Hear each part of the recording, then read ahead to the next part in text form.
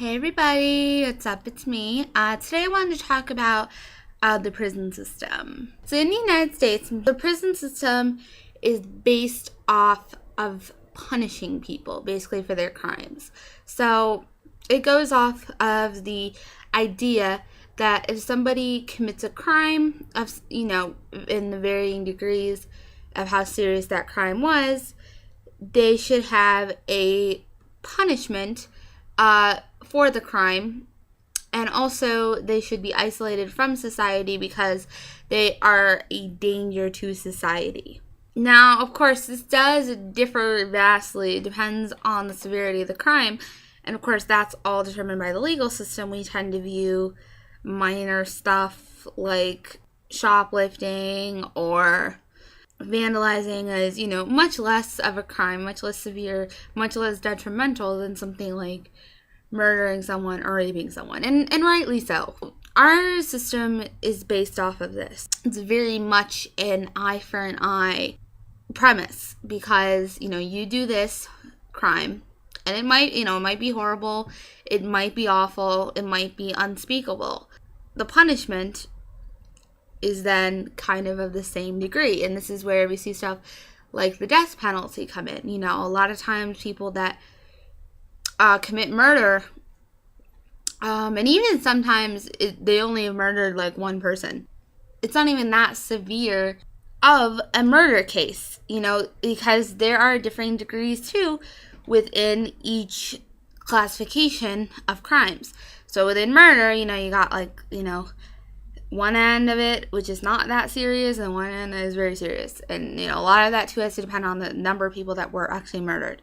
So sometimes when even only one person is murdered, the person gets the death penalty. And death penalty has been around in the United States basically forever. It's still around today.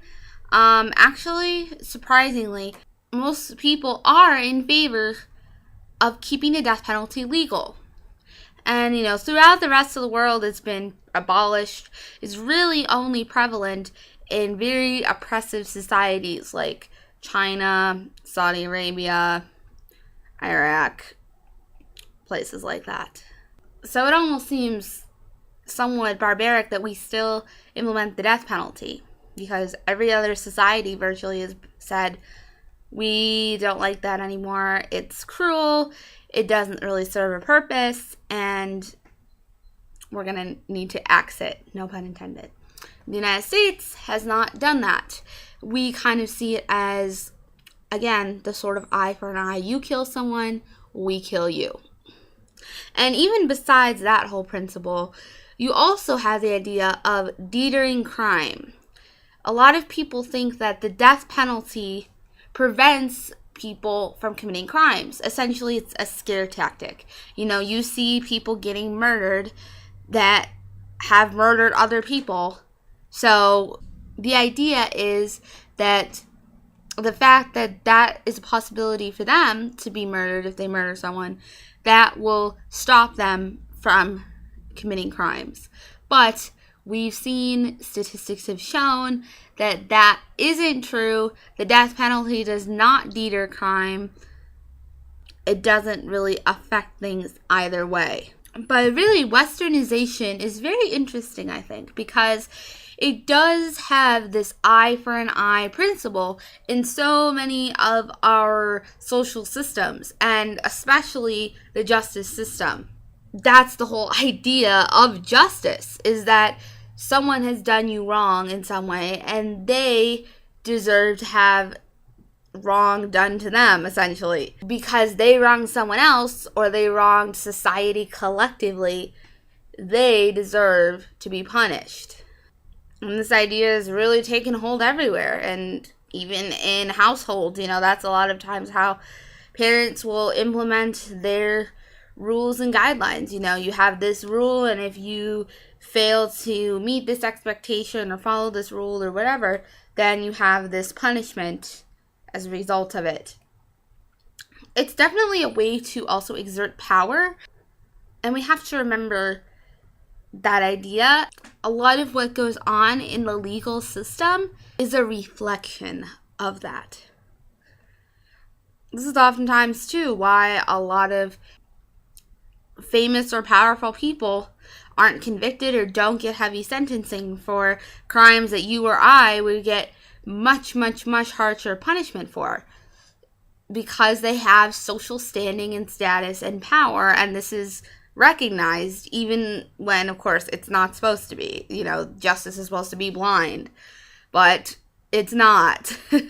Even if we're looking at it from a more oppressive perspective, women get lighter sentencing than men for crimes.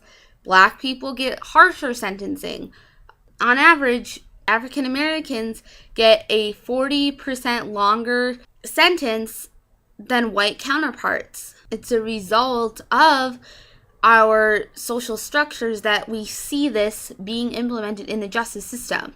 It's not an accident that these statistics are real. And you know, another question is, if it was sexist towards women, then why do women get lighter sentencing? And this is because women are seen as weaker and more mild and meek and not as capable of violent, harsh crimes as men are. It's a type of actually benevolent sexism.